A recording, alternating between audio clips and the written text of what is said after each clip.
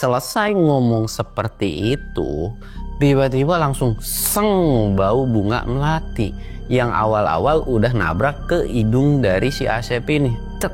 Tapi Asepnya santuy jalan aja gitu kan. Pas jalan tiba-tiba nabrak lagi ke si Joni. Dalam hati si Joni, bau apa nih gitu kan. Nabrak lagi ke Singkus. Nah, yang tiga ini semua sepakat bahwa mereka mencium bau bunga melati. Tapi lain halnya dengan si Jaya. Jaya kan langsung kok bau bangke sih?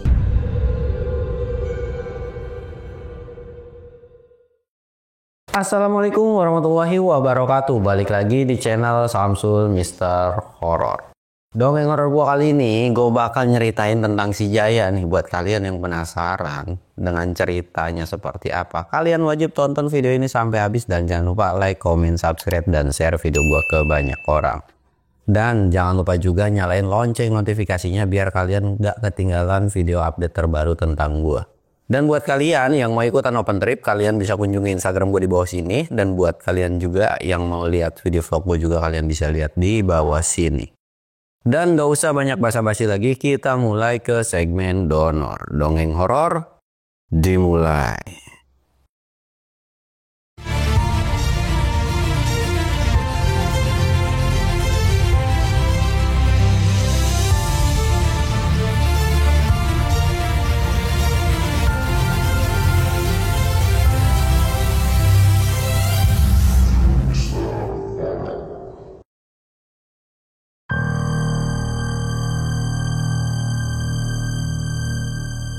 Oke cuy, sebelum masuk ke ceritanya, kita ritual kayak biasa. Pasti kalian pada nanya kan, sebenarnya ini tuh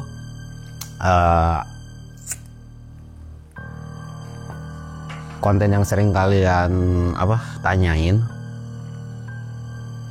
Yang dimana gue tuh ada di salah satu rumah, bukan rumah kumuh banget, tapi salah satu rumah yang dimana ada sebuah tragedi di sini. Cuman kan kalau gue kayak uji nyali gitu kan, bukan ranahnya gue cuy. Ini gue juga kagak hidup-hidup banget gitu kan, masa ya hadir kan, nggak mungkin kayak gitu. Jadi kita sambil ngonten si Jaya gitu kan, sambil di rumah yang serem. Ya bisa dikatakan ini ada historinya. Dan gue sempat nanya ke beberapa tetangga juga bahwa ini ya ada tragedi, terus sampai akhirnya dianggerin. Dan ya lumayan, ya kalian bisa lihat sendirilah kayak gini.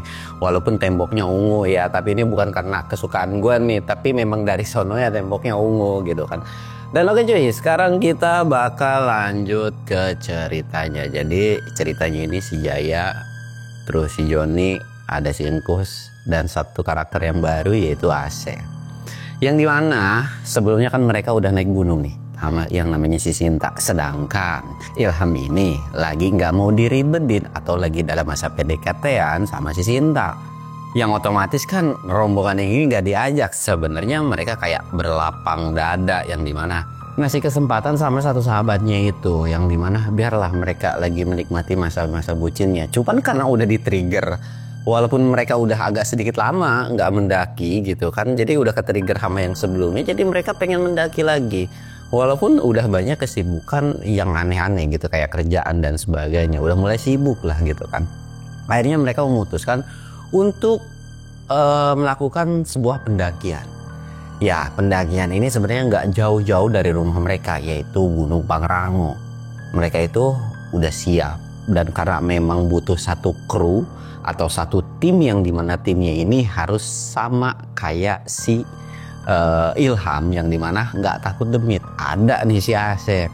Nah, sedangkan si Asep ini tipikal manusia yang dimana nggak sesantai si Ilham, yang bisa dikatakan ngomongnya sombral dan sebagainya gitu kan. Pokoknya intinya lebih barbar daripada si Ilham dalam segi hal ucapan atau bercandaan gitu. Nggak yang kalem atau nyantai gitu kan. Akhirnya karena memang si Asep juga mau, mereka langsung tuh nyiapin segala halnya, kayak mulai dari alat, logistik, dan sebagainya. Dan mereka pun udah paham betul dengan masalah hal yang kayak begituan. Singkat cerita, mulailah di hari H pendakian. Nah, kali ini ketika mereka mau naik ke Pangrango, mungkin kalian cuman tahu salah satu jalur, yaitu jalur Cibodas.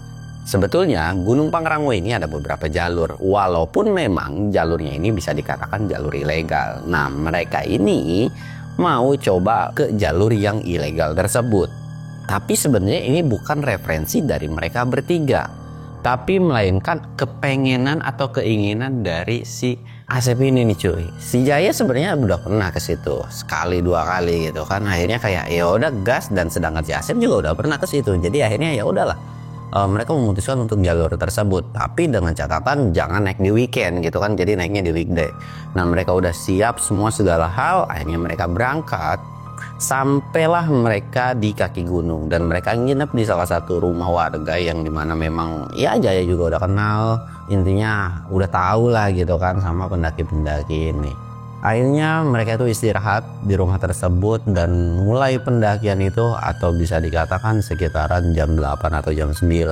Nah, untuk rute jalur ilegal ini bisa dibilang nggak ada pos, cuman ada kamera trap, itu pun kalau apes ya, dan ya kalau ketemu polhut udah beda cerita gitu. Tapi namanya punya orang dalam kan, nyari informasi, dan ya kita nggak usah sebutin lah ya gitu kan, selama ada orang dalam lah semuanya lancar jaya gitu kan. Akhirnya mereka mulai pendakian itu tuh di jam 8 atau di jam 9-an. Mereka mulai jalan, dan pada saat itu yang jadi leader adalah si Asep, dan kondisi masih sesuai cuy. Walaupun gak ada Ilham, Jaya sama Singkus ini udah di bagian belakang lah, Joni ini tengah gitu kan, walaupun kadang suka bergantian juga. Jadi intinya isi sweeper itu ya tetap yang namanya si Jaya. Mereka jalan nih, Asep yang baru kenal pun langsung dikasih banyak pertanyaan gitu kan. Sedangkan Asep sendiri pun nanya, gimana nih lu udah pada naik kemana aja gitu kan, dan gimana keseruannya dan sebagainya. Dan sedangkan Jaya kayak ya naik gunung mah begitu-begitu aja bosku gitu kan. Akhirnya si Johnny ini kayak nyeletuk, sebenarnya naik gunung kita itu menyenangkan, kata Johnny itu. Cuman ada cumannya nih satu nih, pembawa beban. Bukan masalah beban dalam hal artian fisik, melainkan kalau dia naik udah pasti yang namanya selalu ketemu demit digituin kan. Sedangkan si Asep cuman ketawa ngekek doang. Ya elah, lu udah pada gede masih aja pada takut sama setan. Emang apa sih yang ditakutin sama setan? Biarin aja setan mah, kalau misalkan ketemu kita ajak ngopi. Selesai ngomong seperti itu, tiba-tiba langsung seng, bau bunga melati yang awal-awal udah nabrak ke hidung dari si Asep ini. Cek. Tapi Asep mah santuy, jalan aja gitu kan. Pas jalan tiba-tiba nabrak lagi ke si Johnny. Dalam hati Johnny, bau apa nih gitu kan. Nabrak lagi ke Singkus. Cek.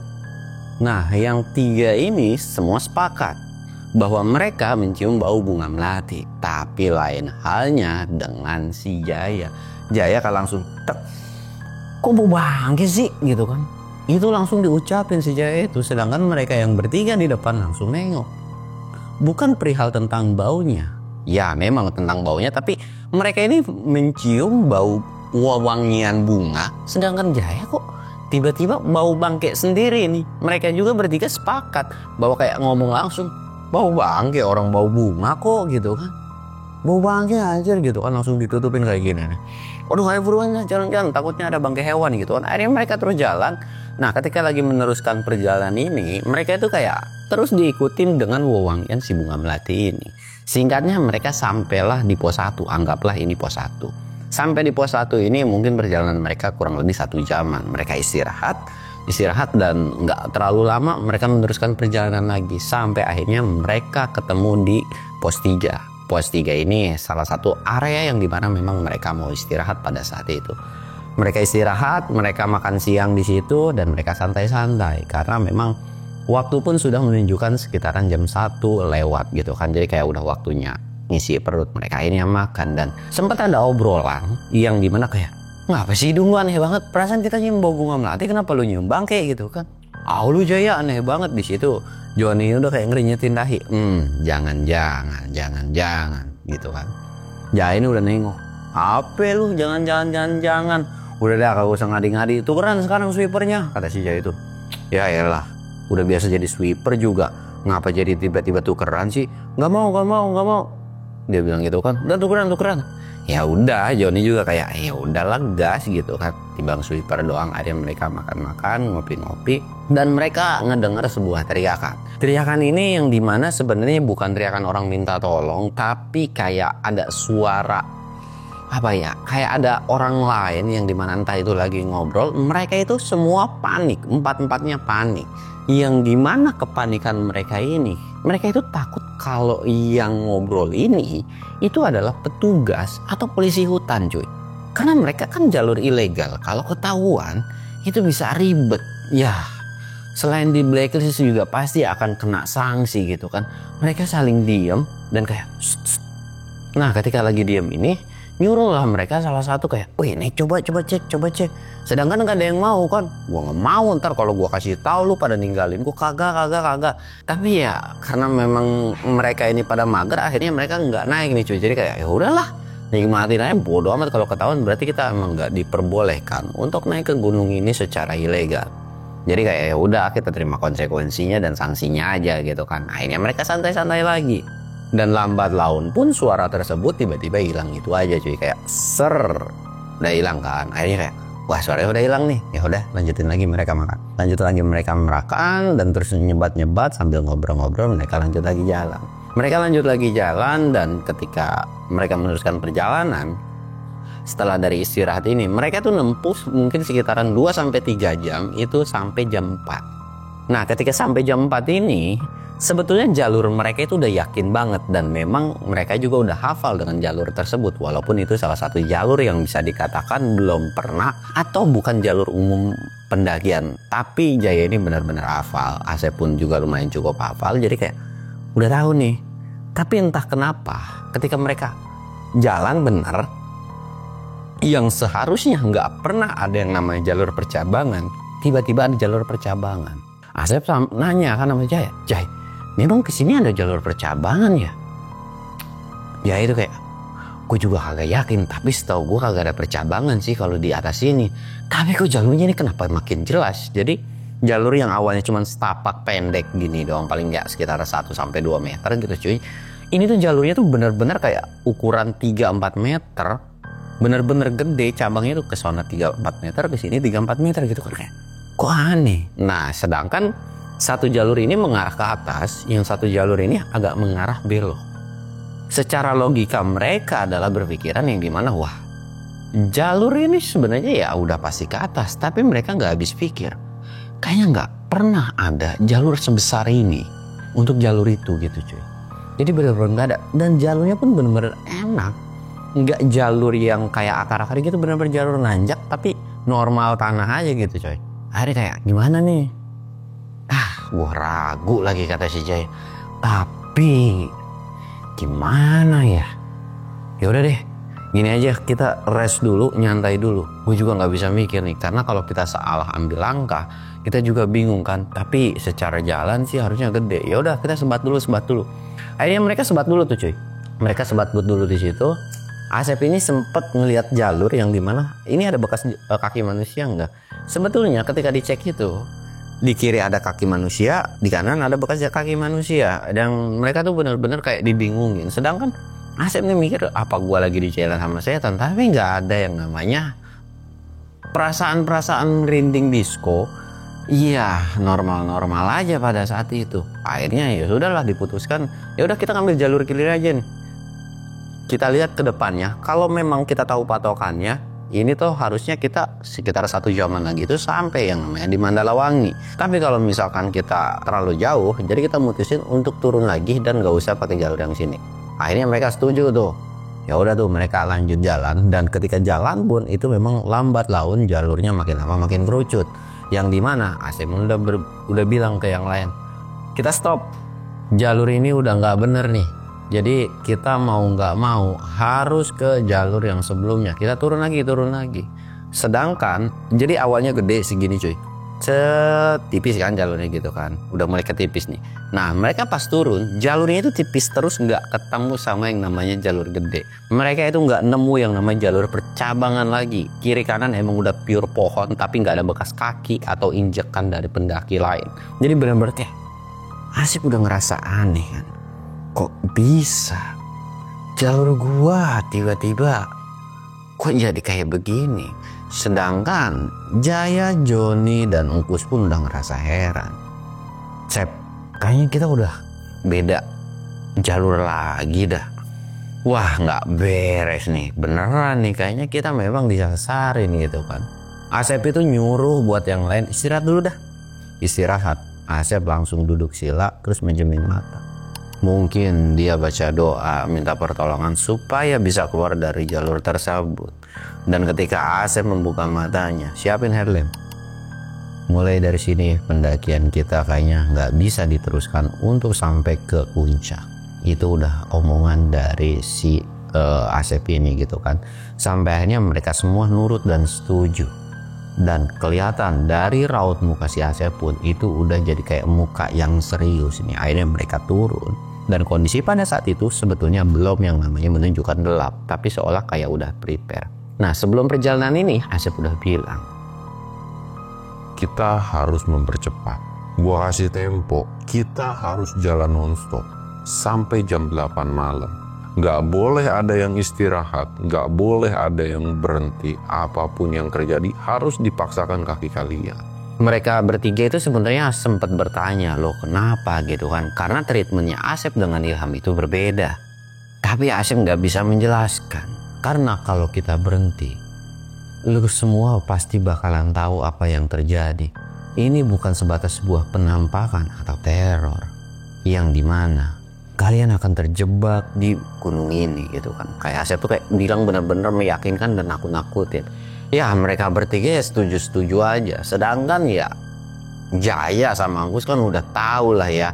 Maksudnya mereka udah pernah ngalamin yang namanya trauma atau kejadian yang benar-benar wah di gunung itu. Akhirnya mereka terus lanjut lagi jalan. Mereka lanjut lagi jalan dengan kondisi lambat laut itu kan udah mulai maghrib. Dan ketika udah mulai maghrib atau suasana di situ pun udah mulai remang-remang, di situ udah ada yang namanya kabut-kabut syahdu. Tapi kabut syahdu ini dibarengi dengan sepasang mata kiri kanan yang seolah menatap ke mereka berempat. Jaya udah merinding disco dengan kondisi Jaya ini kan di tengah ya, sedangkan yang sweeper itu Joni. Joni ini langsung agak sedikit ke depan sambil megangin carrier. Jay, jangan buru-buru apa, sabar aja dulu gitu kan, nyantai apa.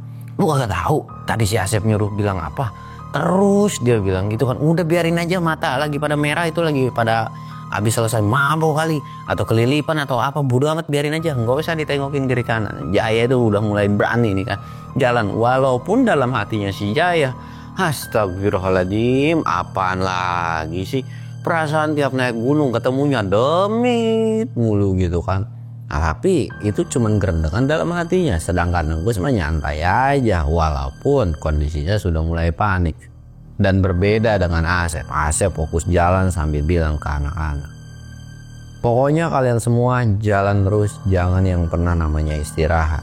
Kalau capek bilang, nanti biar gue yang gusur. Dan di situ mereka terus jalan sekitar ya mungkin udah selesai habis maghrib gitu kan. Di situ pun Jaya kayak bilang, nggak bisa nih kita ngelanjutin, ini udah lewat maghrib, kita mau nggak mau harus sholat dulu.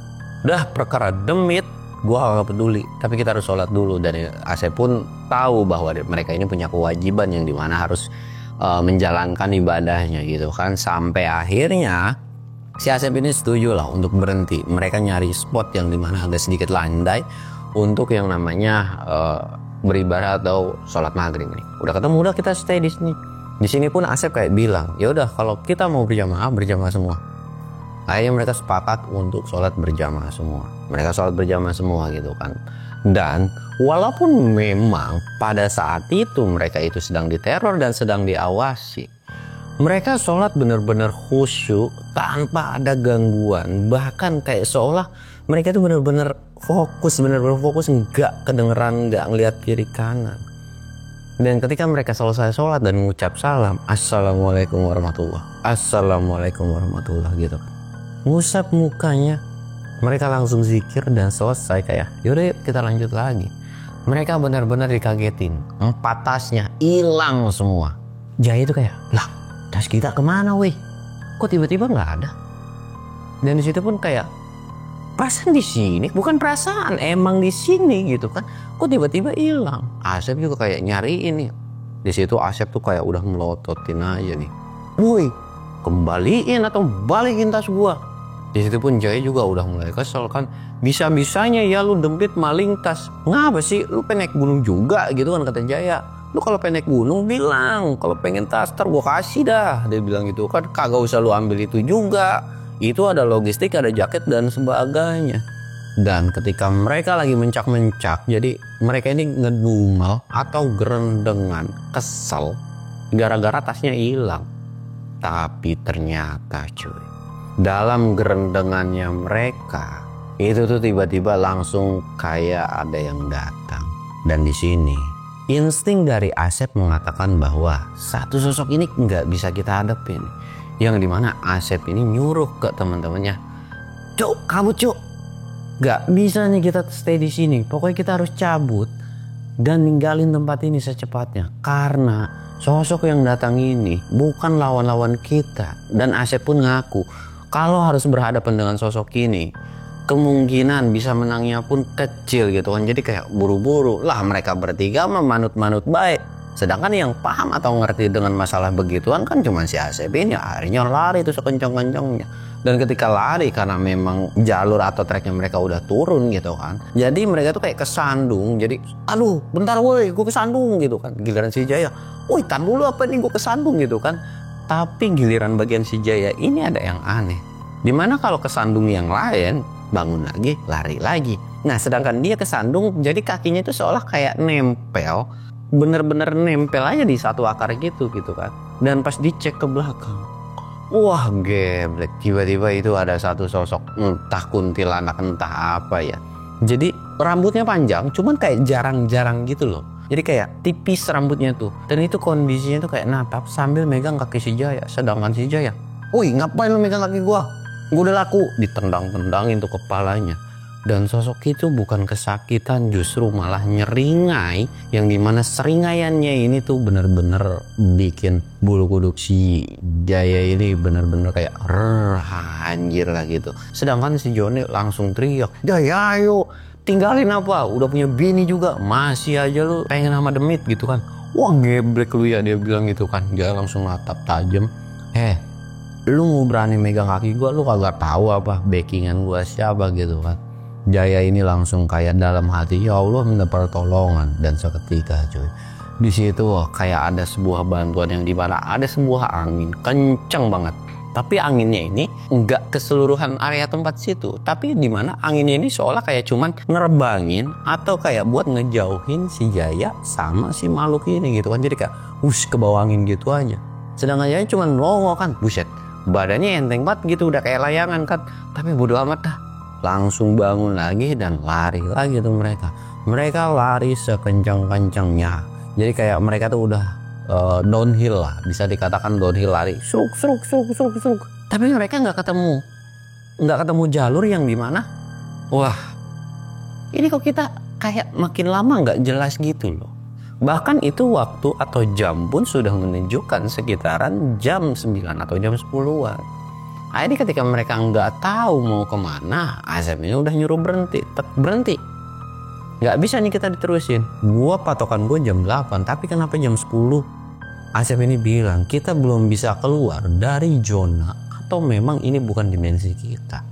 Sedangkan si Jaya udah megang kepala, Joni megang kepala, si Enggus megang kepala juga. Ada baik lah naik gunung kayak begini. Nyebat aja kali ya, biarin aja. Akhirnya mereka nyebat tuh. Udahlah kita cuek aja, kita anggur. Mereka nyebat. Asep kan memang gak terlalu kenal dengan trio ini gitu kan. Kelihatan kayak mukanya agak sedikit santai gitu. Lu kagak panik gini-gini? Gua tuh udah sering ngalamin kayak begini. Tapi gua gak tahu ya, karena lu yang bilang kayak gitu karena memang lu orang yang tipikal paham banget dengan masalah pertemitan. Jadi gua ngikutin apa aja arahan lu. Iya, tapi kan udahlah kita nyebat aja. Mereka itu benar-benar nyebat dan ngobrol santai banget. Dan di situ ketika mereka lagi nyebat, lagi nyantai, wewangian yang seperti di awal seperti bunga melati itu nabrak lagi atau ke hidung mereka. Dan kali ini empat-empatnya ngerasain semua. Si Jaya ini benar-benar kayak bunga melati gitu. Jaya itu cuma kayak gitu kan.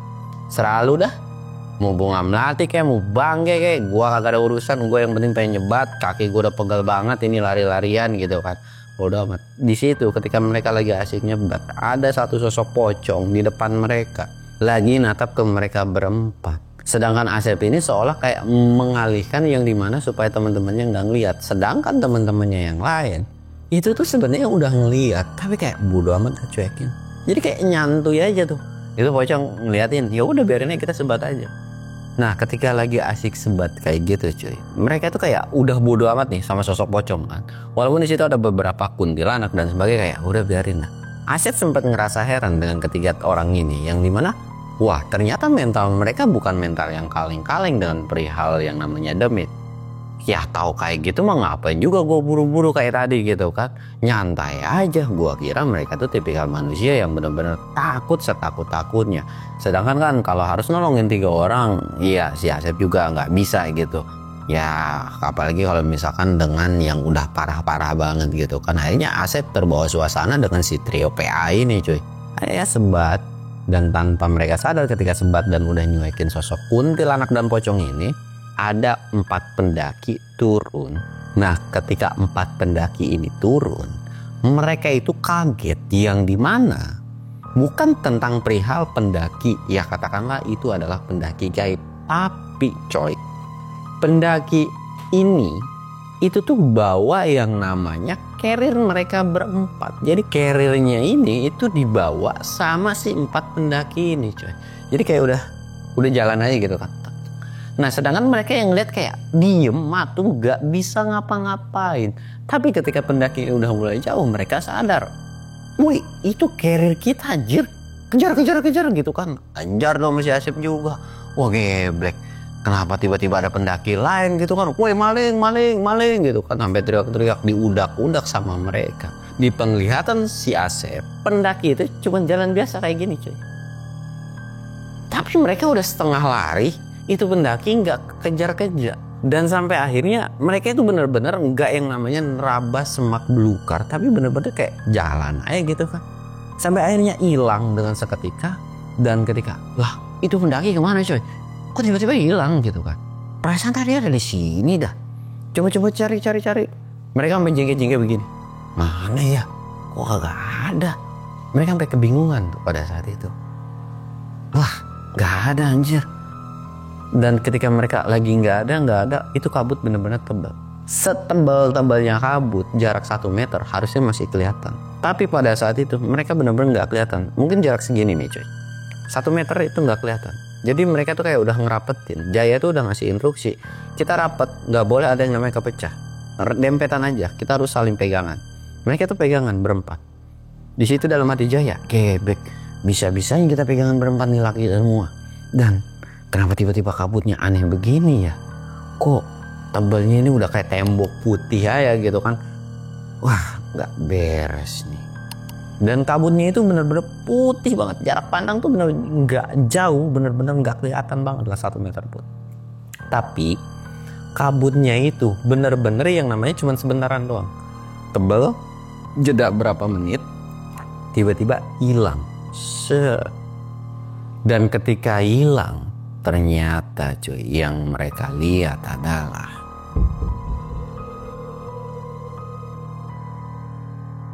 oke, bakal kita lanjut di part 2-nya. Dan ceritanya cukup sekian. Gue Samsul undur diri. Assalamualaikum warahmatullahi wabarakatuh.